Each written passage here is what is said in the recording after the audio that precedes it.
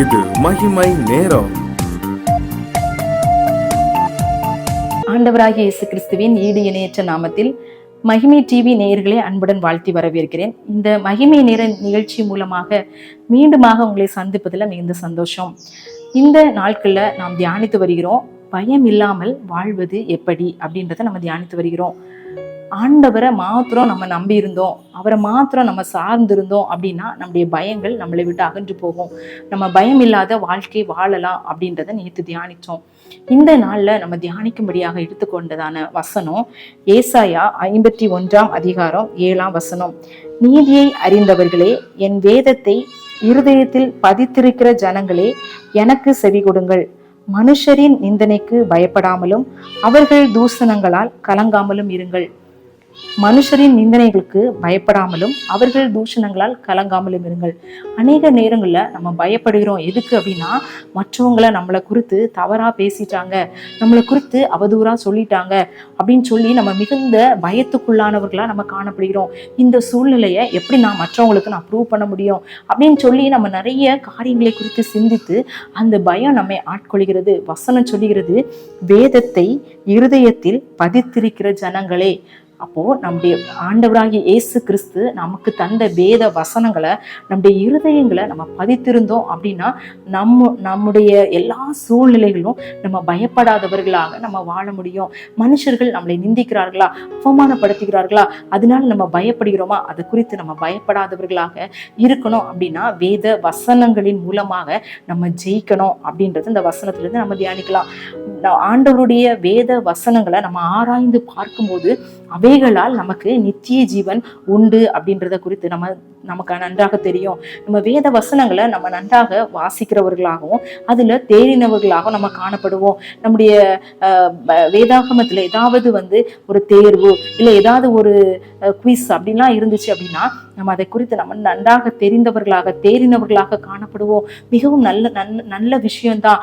ஆனா அந்த காரியங்களா நம்ம செய்த போதிலும் நம்முடைய வாழ்க்கையில நம்ம பயப்படுகிறோமா அப்படின்னா அந்த வசனங்கள் நம்முடைய இருதயத்துல பதிக்கப்படலை அப்படின்றதுதான் அர்த்தம்.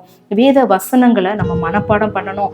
தினமும் அந்த வசனங்களை நம்ம என்ன செய்யணும், கற்றுக்கொள்ளுகிறவர்களாக காணப்படணும். கர்த்தருடைய வேதத்தில் பிரியமா இருந்து அவருடைய வேதத்துல தியானமா இருக்கிற மனுஷன் பாக்கியவான் அப்படின்றத சங்கீதக்காரன் சொல்லுகிறான். அவருடைய வேதத்தின் மேல நம்ம எவ்வளவு தியானமா இருக்கிறோம், எவ்வளவு அந்த வாஞ்சியா நம்ம அதை வாசிக்கிறோம், அதை உட்கொள்ளுகிறோம் அப்படின்றத குறித்து நம்ம சிந்திக்க அழைக்கப்படுகிறோம். வேத வசனங்களை நம்ம அதிகமா உட்கொண்டோம், வேத வசனங்கள் நம்முடைய இருதயத்துல அதிகமா இருந்துச்சு அப்படின்னா எந்த விதமான பயமான சூழ்நிலைகள் நேரிடும் போது ஆண்டவராகிய இயேசு கிறிஸ்துடைய வசனம் நம்மளை தேற்றுகிறதாய் காணப்படும். அந்தந்த நேரத்துக்கு ஏற்ற வசனத்தை ஆண்டவர் பரிசுத்த ஆவியானவர் நமக்கு ஞாபகப்படுத்துவார். அதன் மூலமாக நம்ம என்ன செய்வோம், அந்த பயத்திலிருந்து நீங்குகிறவர்களாக நம்ம காணப்படுவோம். அநேக நேரங்களில நம்ம அந்த வேத வசனங்களை வெறுமனே வாசிக்கிறவர்களாக அப்படியே கடந்து போகிறவர்களாக அல்லாம அதை மனப்பாடம் செய்கிறவர்களாக காணப்படலாம். அந்த சூழ்நிலைகள் எந்தெந்த சூழ்நிலைகள் இருக்கோ அதற்கேற்ற வசனத்தை ஆண்டவர் நமக்கு ஞாபகப்படுத்துவார், நினைவுபடுத்துவார்.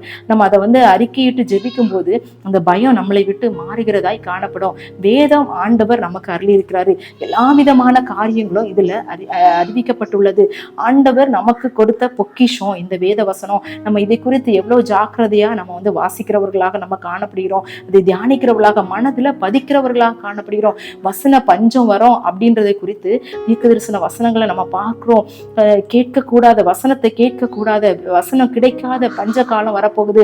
அப்ப நம்முடைய இருதயத்துல நம்ம வசனங்களை பதித்தவர்களா காணப்படும் போது மாத்திரம்தான் நம்ம இந்த உலக வாழ்க்கையில ஜெயமாய் வாழ முடியும். சாது சுந்தர் சிங் ஒரு முறை ரயில் பயணத்தின் போது அவருக்கு அருகில ஒரு மந்திரவாதி இருந்தாராம். அந்த மந்திரவாதி இவரை பார்த்த உடனே இவர் அமைதியா இருக்காரு, அவர் ஜெபித்து கொண்டு இருக்கிறார் அப்படின்னு அறிஞ்சு இவருக்கு விரோதமா மந்திரம் செய்யணும் அப்படின்னு சொல்லி மந்திரங்களை செய்தாராம்.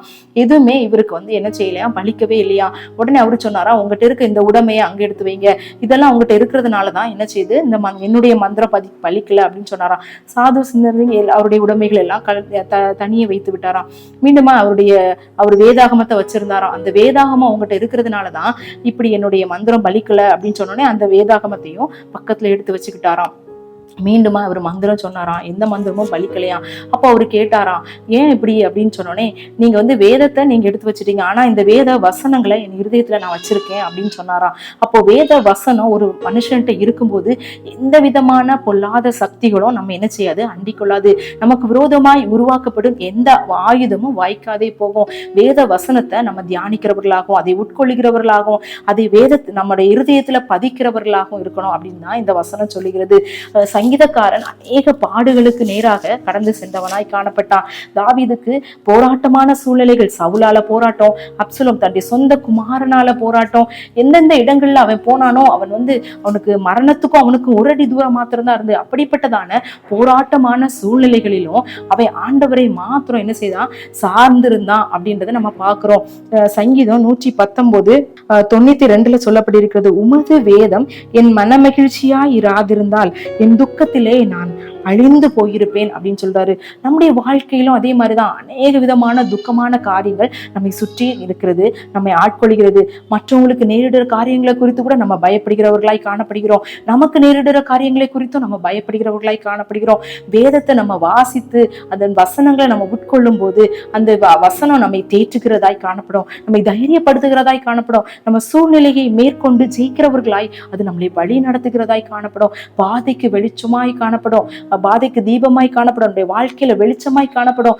இப்படிப்பட்டதான வேத வசனங்களை நம்ம ஆராய்கிறவர்களாகவும் தியானிக்கிறவர்களாகவும் காணப்படணும். அந்த வேத வசனங்களை நம்ம தியானிக்கும் போது மாத்திரம்தான் இந்த உலக வாழ்க்கையில காணப்படுகிறதான எல்லா விதமான பயங்களையும் நீக்கி பயமில்லாத வாழ்வு வாழ முடியும். அப்படிப்பட்டதான கிருபைகளை ஆண்டவர் நமக்கு தரணும். இந்த வேத வசனங்களை நான் தியானிக்கணும், இந்த வேத வசனத்தை வெறுமனே வாசிக்கிறதாய் மாத்திரமல்ல, தியானிக்கிறதாய் மாத்திரமல்ல, இருதயத்துல பதித்து கொள்ளணும் அப்படின்னு சொல்லி நம்ம ஆண்டவருடைய இரக்கத்திற்காக நம்ம ஒரு நிமிடம் நம்ம ஜெபிக்கலாம்.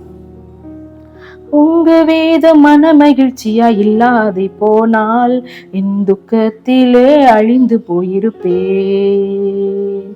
உங்க வசனம் மன மகிழ்ச்சியா இல்லாதே போனால் என் துக்கத்திலே அழிந்து போயிருப்பே. எங்களை அதிகமாய் நேசிக்கிற எங்கள் அன்பின் கர்த்தாவே, இந்த நேரத்துக்காக உமக்கு நன்றி செலுத்துகிறோம் ஆண்டவரே. உம்முடைய வேத வசனங்களை எங்களுடைய இருதயத்துல பதித்தரணும் அப்படின்னு சொல்லி நாங்க தியானிச்சோம். ஒருவேளை இந்த நாட்கள் வரையிலும் நாங்க ஏனோ தானோ கடமைக்காக இந்த வேத வசனத்தை நாங்க வாசிக்கிறவர்களாக காணப்பட்டோம் அப்படின்னா எங்களை மன்னிங்க. நாங்கள் இனிவரும் நாட்களில ஆண்டவரே உடைய வேத வசனங்களை நாங்கள் இருதயத்துல பதிக்கிறவர்களாக அதன்படி வாழுகிறவர்களாக எங்களை மாற்றுங்க. எங்களுக்கு வருகிற பயங்கரான சூழ்நிலைகள், பயப்படுத்துகிறதான சூழ்நிலைகள், எங்களுக்கு நேரிடுகிற போராட்டங்கள், எங்களை சுற்றிலும் இருக்கிறதான காரியங்களை குறித்து ஆண்டவரே நாங்கள் பயப்படும் போது உடைய வசனமானது எங்களை தேற்றுகிறதாய் காணப்படட்டும். அப்படிப்பட்ட கிருபைகளை ஆண்டவரே இயேசப்பா நாங்க பெற்றுக்கொள்ளும்படியாக இந்த வேத வசனங்களை இருதயத்துல ஆண்டவரே பதித்தருளும்படியாக எங்களுக்கு கிருபை பாராட்டுங்க. ஆண்டவரே உம்முடைய கிருபை எங்களோடு இருக்கட்டும். நாங்க வேத வசன வெளிச்சத்துல நடக்கிறவர்களாக எங்களை மாற்றுங்க. எங்களை உம்முடைய கரத்துல ஒப்பு கொடுக்கிறோம். எல்லா விதமான துதிக்கான மகிமை உமக்கு மாத்திரம் செலுத்துகிறோம். நீர் பெருக நாங்கள் சிறுக. இயேசுவின் மூலம் ஜெபம் கேளும் நல்ல பிதாவே, ஆமீன். தேவன் தாமே இந்த வார்த்தைகளை ஆசீர்வதிப்பாராக.